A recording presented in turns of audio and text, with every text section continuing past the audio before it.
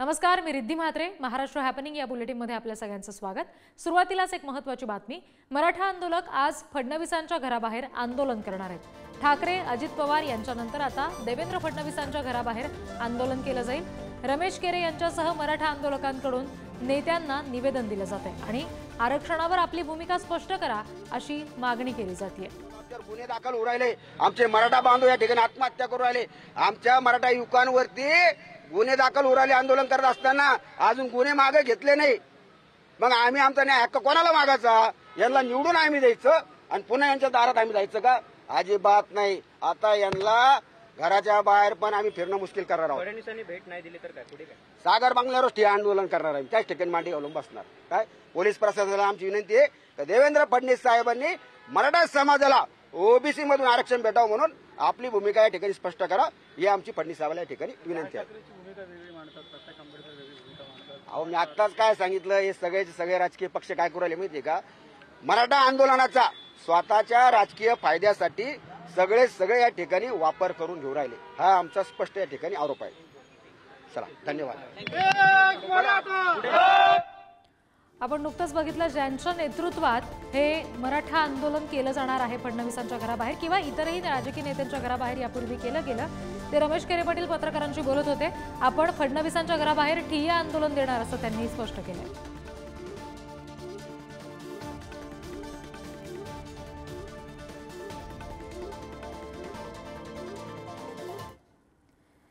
तर देवेंद्र फडणवीस यांचं निवासस्थान असलेल्या सागर बंगल्याबाहेरून आमचे प्रतिनिधी ओम देशमुख आपल्यासोबत जोडले गेलेले आहेत आणि शरद पवारांचं जे निवासस्थान आहे सिल्वर ओक, तिथून आपल्याशी प्रतिनिधी निखिल चव्हाण जोडले गेलेत. सुरुवातीला मी ओमकडे जाते. ओम, सध्या सागर बंगल्यावर काय परिस्थिती आहे? अगदी काही क्षणापूर्वी पुढारी न्यूजवर आपण बघितलं, रमेश केरे पाटलांनी थेट इशारा दिलाय, सागर बंगल्यावर जाणार, ठिय्या आंदोलन देणार.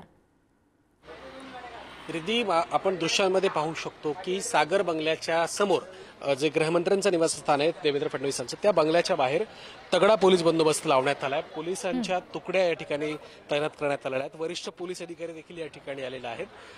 त्यासोबतच राज्य राखीव दलाचे देखील काही जवान या ठिकाणी आल्याचं आपल्याला दृश्यांमध्ये दिसतंय. रमेश केरे पाटलांनी ज्या प्रकारची भूमिका घोषित केली आहे की राज्यामधलं आरक्षणाचा जो काही मुद्दा आहे त्यावर फडणवीसांनी आपली भूमिका स्पष्ट करावी, मराठ्यांना ओबीसीतून आरक्षण देण्याच्या संदर्भात त्यांचं नेमकं म्हणणं काय, या सगळ्या संदर्भात त्यांनी भूमिका स्पष्ट करावी अशा प्रकारचं आवाहन केरे पाटलांनी केलंय. त्यामुळे आपण सागर बंगल्याबाहेर जाऊन आंदोलन करणार असं त्यांनी म्हटलंय. या सगळ्या पार्श्वभूमीवरती एक चर्चा अशी देखील आहे, एक शक्यता अशी देखील आहे जी खूप महत्वाची आहे की केरे पाटील आणि त्यांच्या शिष्टमंडळासोबत देवेंद्र फडणवीस देखील चर्चा करू शकतात अशी माहिती पुढारी न्यूजच्या हाती आली. मात्र अद्याप याबाबत कुठलंही कन्फर्मेशन मिळालेलं नाही. त्यामुळे जर या आंदोलनकर्त्यांची फडणवीसांसोबत चर्चा झाली तर या चर्चेमध्ये नेमकं काय घडतंय, त्यांना कुठलं आश्वासन मिळतंय का आणि फडणवीस आरक्षणाच्या संदर्भात आपली भूमिका पुन्हा एकदा स्पष्ट करतायत का, हे पाहणं या वेळेला या ठिकाणी महत्वाचं असणार आहे. मात्र या आंदोलनकर्त्यांना सागर बंगल्यापर्यंत पोहोचू दिलं जातं का, हा महत्वाचा मुद्दा आहे. कारण यापूर्वी अजित पवारांच्या घरावर या आंदोलनकर्त्यांना जाऊ दिलं गेलं नव्हतं. गिरगाव चौपाटीवरच त्यांना अडवलं होतं. तशाच प्रकारे आज देखील गिरगाव चौपाटीवर तगडा पोलीस बंदोबस्त तैनात करण्यात आलाय आणि तिथेच केरे पाटलांना अडवलं जाऊ शकतं अशी एक शक्यता आहे. त्यामुळे केरे पाटील या ठिकाणी पोहोचतात का आणि फडणवीसांमध्ये त्यांच्यामध्ये जर चर्चा झाली तर आरक्षणाच्या संदर्भात नेमकं काय आउटपुट येत आहे हे पाहणं महत्वाचं असेल. रिद्धी, अगदी. आणि दिवसभरात सागर बंगल्याच्या इथे नेमकं काय घडतं याचे अपडेट्स तुमच्याकडून घेत राहू. मी आता सिल्वर ओक बाहेरून आपले प्रतिनिधी निखिल चव्हाण आपल्याशी जोडले गेलेत त्यांच्याकडे जाते. निखिल, देवेंद्र फडणवीसांच्या घराबाहेर म्हणजे सागर बंगल्यावर ठिय्या आंदोलन दिल्यानंतर तिथून लगेचच सिल्वर ओकवर आम्ही जाऊ असं देखील आंदोलकांचं म्हणणं आहे. तिथे सुद्धा सुरक्षा व्यवस्था ठेवण्यात आली आहे. काय नेमकं वातावरण?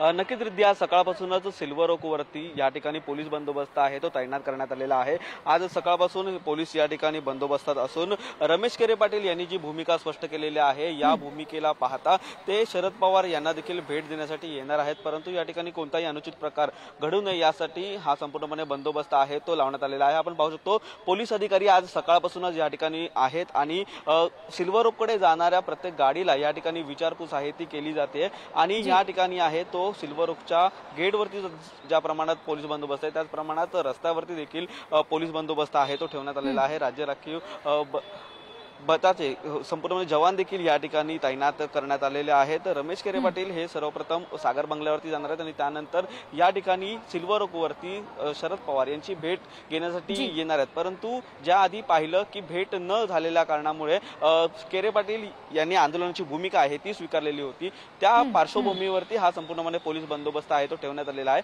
आता रमेश केरे पाटील हे यापर्यंत पोहोचतात का, सिल्वर ओकवरती शरद पवारांची भेट घेतात का, हे देखील पाहणं महत्त्वाचं ठरणार आहे. परंतु त्यांनी आधीच्या केलेल्या आंदोलनाच्या पार्श्वभूमीवरती या ठिकाणी पोलीस बंदोबस्त आहे तो ठेवण्यात आलेला आहे. निश्चित. आणि सिल्वर ओक बाहेर काय घडतंय त्याचे अपडेट्स तुमच्याकडून घेऊ निखिल. तुम्हालाही धन्यवाद आणि ओम तुम्हालाही धन्यवाद या सगळ्या माहितीसाठी.